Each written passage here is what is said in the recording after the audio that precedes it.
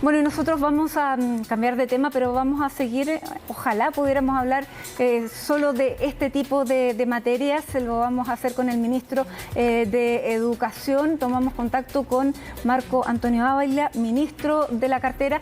Tenemos muchos temas, ministro, ojalá fueran como los que estábamos conversando recién sobre ciencia, educación, pero tenemos que hablar de violencia, de también financiamiento. Muy buenas tardes y muchas gracias por este contacto con nosotros a esta hora de la tarde. Hola, buenas tardes Matilde, un gusto saludarla. ¿Podemos hablar de esto también? Ojo, podemos hablar de ciencia, de innovación, tenemos escuelas que están haciendo un muy bonito trabajo también. Así es, pero partamos por la urgencia, ministro, y el hecho que nos dejó bastante impactados que en las afueras de un colegio, el día de ayer, a las 10 de la mañana, en la comuna de Puente Alto, un joven estudiante de secundaria fuera atacado con un arma de fuego, fuera baleado por dos asaltantes. ¿Cuál es la reacción del ministerio? ¿Qué van a hacer frente a este hecho y a la preocupación que surge en todos, que más allá de que tenga que ver que esté a la salida de un colegio, es la preocupación de todos, ¿no? Sí, mire, en primer lugar, enviarle un saludo afectuoso a este estudiante, a su familia, y también estamos hoy día muy cerca, a través, ¿no es cierto?, de distintos funcionarios, recogiendo la información más específica de aquello que ocurrió en este establecimiento. Sin duda alguna que hoy día los temas asociados a la delincuencia, como usted bien señala, no son necesariamente responsabilidad de los establecimientos, toda vez que ocurren fuera de ellos. Sin embargo, creemos que tenemos que ir avanzando hacia hoy día entornos más seguros para las y los estudiantes. Y claramente aquello que pasa alrededor de los colegios nos importa mucho. Este no es el único caso, hay otros establecimientos en donde hace un poco tiempo atrás veíamos, ¿no?, donde en medio de una balacera, una educadora de párvulo hacía un juego, ¿no?, a través de una canción para que los niños no se asustaran y entendieran que aquello que estaba sucediendo fuera de su establecimiento no les iba a significar un peligro. O sea, hoy día tenemos una situación muy compleja, nuestro gobierno está trabajando también en temas de seguridad y en el caso nuestro, la incorporación probablemente más gradual de protocolos de seguridad que nos van a permitir hacer frente a estas situaciones. Ahora, esto ocurre en la salida de un colegio, tampoco en ese sentido es el Ministerio de Educación el que tiene que dar respuesta, es los establecimientos educacionales que tienen que tener algún tipo de protección extra. ¿Qué se puede hacer en un escenario como este? Sí, mire, en general la experiencia que nosotros tenemos y la mía propia, ¿no? Es que uno no solo está preocupado, muchas veces profesores y profesoras no se preocupan de los estudiantes únicamente dentro de los establecimientos. Si usted recuerda, ¿no?, los niños, muchas veces los más pequeños, a veces los van a dejar hasta la puerta los profesores, en general los inspectores generales o los equipos de convivencia escolar a veces están controlando situaciones que puedan ocurrir alrededor. La invitación aquí es claramente a que podamos efectivamente la sociedad en su conjunto comprometerse a generar entornos más seguros, ¿no? Lamentamos enormemente, ¿no?, que avance de alguna manera la delincuencia y en esto, como yo le señalaba, el gobierno ha sido muy firme y nosotros también desde el sistema educativo lo que podemos hacer es generar recomendaciones precisamente en la política de convivencia escolar y también en el plan integral de seguridad escolar. Este es un plan que existe hace muchos años también en el sistema y que tiene relación con hacer frente a situaciones de emergencia. Hoy día a lo mejor tenemos que incorporar situaciones asociadas precisamente a esto, ¿no?, qué pasa alrededor de las escuelas. Muchas veces también Carabineros apoya la salida de los horarios escolares, entrada y salida. A veces hay carabineros dedicados a temas de tránsito que aprovechan de hacer también labores de seguridad. Probablemente vamos a hacer comunicar, ¿no es cierto?, a aquellas prefecturas que estén cerca de establecimientos si pueden seguir apoyando. Las y los directores en general hacen esa petición de manera directa. Perfecto.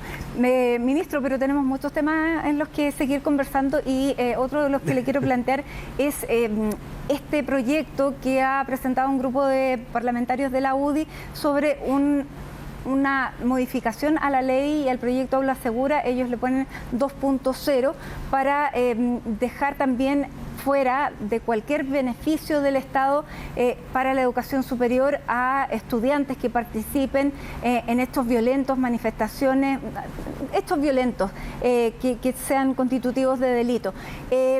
Primero, qué es lo que está pasando con Aula Seguro 1.0, si se está aplicando, porque él decía que más allá de lo que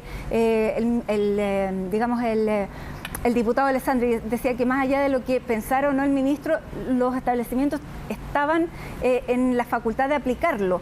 ¿Qué es lo que nos puede contar usted? Sí, mire, la verdad es que eso es cierto, ¿no? Tiene razón efectivamente el diputado, más allá de lo que piensa el ministro, ¿no? Ahora, lo importante es que, en mi caso hoy día, ¿no? Como ministro y además educador, yo soy profesor y tengo experiencia en el sistema educativo, ¿no es cierto? Y nuestra visión siempre tiene, en primer lugar, un componente educativo. La ley de aula segura fue una ley que en su minuto fue ampliamente discutida, en la que al menos, ¿no es cierto?, desde mi sector político, pero también del mío propio como educador, yo nunca la entendí, ¿no es cierto?, efectivamente como un real apoyo, especialmente porque ya los manuales de convivencia escolar y las políticas de convivencia escolar permiten, por ejemplo, incluso habiéndose ejecutado el debido proceso, la expulsión. Lo que permitía Aula Segura es que la sanción que no estaba en el manual podía aplicarse. Es la única diferencia, ¿no? Esto es similar a cuando uno entiende que a veces la política hace este llamado populismo penal. Esto es lo mismo, ¿no? Nosotros hoy día tenemos herramientas. Los estudiantes que son ¿no es cierto?, sorprendidos en un delito, en una situación grave, flagrante, perfectamente pueden ser expulsados de los establecimientos. Y el Ministerio de Educación, en este caso, nosotros nos encargaremos de hacer la reubicación de ese estudiante, porque ciertamente hoy día él no se ajusta, ¿no es cierto?, al proyecto educativo que me imagino que tiene estos componentes, ¿no es cierto?, asociados a una sana y adecuada convivencia escolar. Por lo tanto, no era necesaria esa ley. Ahora, yo entiendo que hoy día se sigue aplicando, hay algunas situaciones en las que se aplican, pero la mayoría de los establecimientos lo que hace es que utiliza su manual de convivencia, en donde puede efectivamente tener sanciones con situaciones complejas y más graves, ¿no? Entonces, ahora, ese es el primer caso, ¿no? Lo que usted me pregunta sobre Aula Segura 1.0 o la original, claro, ¿no? Sí. Ahora, respecto de la 2.0, esa es una discusión que obviamente se puede dar perfectamente en el Parlamento. Si usted me pregunta a mí como educador, creo que no es la única salida, ¿no es cierto?, a los temas de violencia, y especialmente, y vuelvo a insistir, ¿no?, aquí es muy importante que la política, ¿no es cierto?, las y los políticos colaboremos, ¿no es cierto?, por buscar soluciones reales y verdaderas. Esto hoy día, o estas situaciones que lamentablemente nosotros hemos enfrentado y que las entendemos graves y además inaceptables, están ocurriendo, como yo he señalado, en 5, 6 o 7 establecimientos de la región metropolitana, lamentablemente en el eje de la Alameda, y no en los 12.500 centros educativos que el país tiene. Por lo tanto, no sé si acaso hay mucho tiempo para legislar por una situación que está ocurriendo puntualmente ahí, cuando además hoy día tenemos las herramientas, por ejemplo, para poder hacer una sanción, ¿no es cierto?, adecuada, fuerte, decidida, respecto de quienes hoy día están usando la violencia como método de acción. Ahora, eso los establecimientos educacionales saben quiénes son los estudiantes que participan en este tipo de manifestaciones violentas, que queman microbuses, que queman transportes, digamos, de otro tipo también, que lo veíamos recién este lunes también, repitiendo lo que había pasado la semana anterior, como para aplicar sanciones, porque incluso dentro de la comunidad educativa muchas veces se les tiene temor a represalias de los propios protagonistas de estos hechos.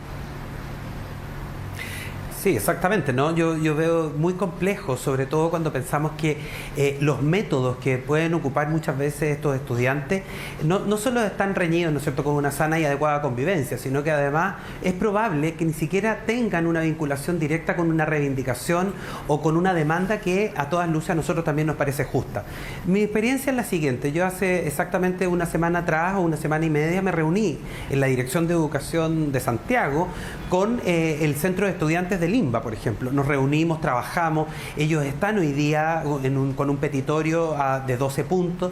Nosotros no somos sostenedores de estos establecimientos, pero sí podemos oficiar de puente para el diálogo, y precisamente se fueron cumpliendo cada uno de esos puntos: el mejoramiento de las raciones de alimenticia, la calidad de los productos, ¿no es cierto?, una tercera o cuarta colación, pensando en los estudiantes que se quedan, ¿no es cierto?, a dormir en el internado, el mejoramiento de alguna infraestructura, la sala, mochila, el equipamiento docente. Hay varias, ¿no es cierto?, de estas medidas en las que fuimos avanzando precisamente a través del diálogo y nosotros apoyando también, por ejemplo, con algunos de los proyectos de mejoramiento de infraestructura, desde el nivel central, apoyando al municipio de ¿Qué les dicen los propios estudiantes que llegan a los acuerdos con ustedes y estos mismos ven estudiantes, satisfechas sí, sus le iba a comentar eso, Matilde. Le iba a comentar eso, Matilde. Salió en las noticias, ¿no? Este mismo grupo de estudiantes señalaron que este grupo, ¿no es cierto?, de la última salida, no representaban el sentir de los estudiantes o el espíritu invano. Lo dijeron públicamente, sí, está en una declaración. Entonces, ¿a qué responde y qué hace la autoridad? Bueno, la autoridad, como le digo, tiene una limitación muchas veces que tiene relación con la propia seguridad, ¿no? Nosotros no podemos exponer a profesores y profesoras a enfrentarse, por ejemplo, a un estudiante que, está con un cóctel molotov, ¿no es cierto?, porque puede perfectamente correr peligro su propia vida. Entonces, lo que nosotros pensamos, ¿no?, como muchos de estos hechos ocurren fuera de los establecimientos, es que el orden y la seguridad es precisamente la que tiene que avanzar, precisamente para que los estudiantes que no han optado, en este caso, por el diálogo, sino más bien por acciones violentas, efectivamente, ojalá se den cuenta, ¿no es cierto?, de estos hechos. O sea, reciban la sanción que permite la ley. Ahora, esto no ocurre porque en la última manifestación hubo un detenido, cuando participaron más de 70. Tampoco ahí hay una eficiencia para castigar a quienes participan en este tipo de hechos. Y lo segundo que le quería preguntar, ministro, es ¿a qué responde este movimiento que busca quemar, que busca incendiar microbuses? ¿Es un movimiento anarquista? ¿Es un movimiento que tiene también participando adultos fuera de los establecimientos que quieren mantener un clima y una movilización? ¿Qué es lo que hay detrás de eso?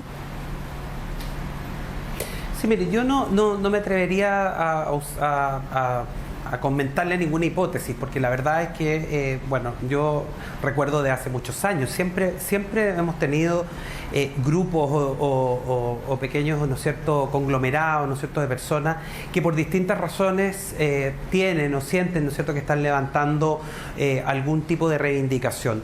A nosotros la verdad es que nos parece de verdad lamentable cuando hemos manifestado, ¿no?, desde el propio gobierno, que es un gobierno liderado, ¿no es cierto?, por una generación de estudiantes que validaron y se transformaron en agentes políticos importantes. Incluso hoy día nuestro presidente de la República viene de los movimientos estudiantiles, muchos de nosotros venimos de los movimientos sociales.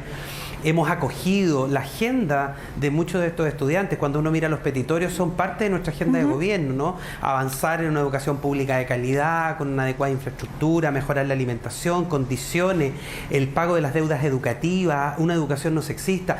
Todos esos elementos están hoy día en nuestro programa de gobierno y creemos que podemos avanzar en ellos, siempre y cuando las condiciones efectivamente sean en medio de la seguridad, el diálogo. Hoy día recuperar un edificio va a ser más caro todavía si ese edificio no tiene las puertas, no tiene los vidrios, es destruida por los estudiantes. Esa comprensión es la que nosotros esperamos avanzar con la mayoría dialogante que creemos que existen hoy día en los establecimientos. Ahora, si usted me pregunta por la participación de adultos, yo la verdad es que no sabría decírselo porque no desconozco la situación más específica, pero si es así me parece muy lamentable, y el llamado que yo siempre hago cada vez y aprovecho las entrevistas es de decirle a las familias, a esos padres, madres o cuidadoras, cuando estos niños jóvenes vuelven a sus casas, en general uno, por muy estresada que sea la vida, al menos toma una taza de té al final del día, me imagino yo, en familia, y preguntará, ¿qué hiciste hoy? O dialogar en torno a cuáles son los métodos que están pensando que se hacen exigencias de estas llamadas justas reivindicaciones, que las entendemos como justas, pero no es el camino. Pero claro, pero ahí ya no hay ninguna reivindicación, porque las reivindicaciones se están trabajando en una mesa de diálogo. Esto escapa de ello. ¿Y qué pasa cuando los hechos se producen dentro de los establecimientos educacionales? Veíamos cómo se preparan las bombas Molotov. Eso no puede estar permitido tampoco en un colegio. ¿Qué cabe en esa situación? En esa situación lo que nosotros esperamos, obviamente sin arriesgar la seguridad de profesores y profesoras, es que efectivamente estas personas puedan ser, ¿no es cierto?, se les pueda aplicar el manual de convivencia y puedan, ¿no es cierto?, ellos probablemente ser en un minuto alejados, hacer el debido proceso, generar el conjunto de pruebas, que efectivamente es lo que uno tiene que hacer, y comunicar a la Superintendencia de Educación, ¿no es cierto?, que se ha aplicado el manual de convivencia.